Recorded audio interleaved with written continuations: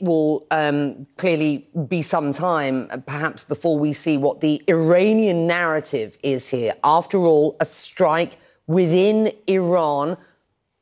Ostensibly, expectations are that this was by Israel, although Israel has said it just doesn't respond to foreign media reports, which... Very common line for instances like this, yeah. The Israeli narrative, which doesn't exist at present, as we've just suggested, we will wait for. This is, though, an attack, a strike, an assassination being applauded and celebrated in Israel.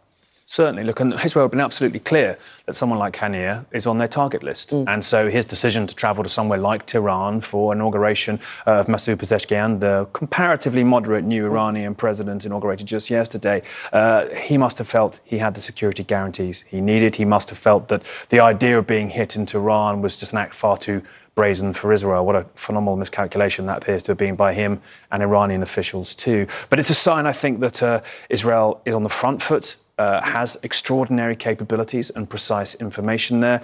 And it's also a test for Pezeshkian as well, because here he is confronting an extraordinary challenge to the integrity, the sovereignty of Iran, its ability to offer travelling guests basic security guarantees for something as integral as an inauguration ceremony. That's going to be a huge embarrassment.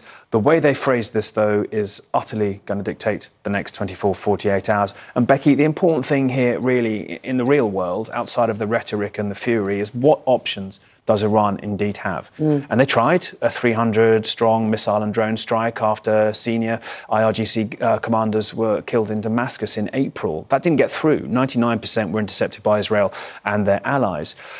And they do have the potential card of Hezbollah in the northern border areas to Israel in Lebanon. But they haven't wanted to play that over multiple months. And it's clear if this happens to Iran, that's something they're reserving for maybe a different time. And so, yeah, we have to see quite what they're able to do. Do they pause and choose a different time in a more asymmetric fashion to respond?